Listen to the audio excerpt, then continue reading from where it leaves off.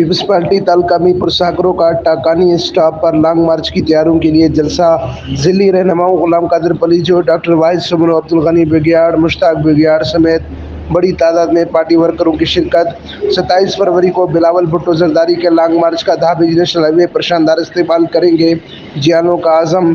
तफसीलात के मुताबिक गुज़श्ता रोज़ मीरपुर साकरों के टाकानी स्टॉप पर रईस अब्दुल गनी बेगियाड़, मुश्ताक बेगियाड़ की निगरानी में जलसा मुनक्किद हुआ, जहां बड़ी तादाद में जियाले शरीक हुए। इस मौके पर खिताब करते हुए गुलाम कादिर पलीजो ने कहा कि सिंध की आवाम पीपल्स पार्टी की क़यादत और लॉन्ग मार्च का शानदार इस्तकबाल करेगी। आवाम महंगाई से तंग आ चुकी है, पीपल्स पार्टी ही नाअहल हुक्मरानों से छुटकारा दिलाएगी।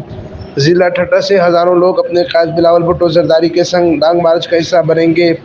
अमीन फारूकी, फायर स्टोर न्यूज़, ठट्टा, सिंध।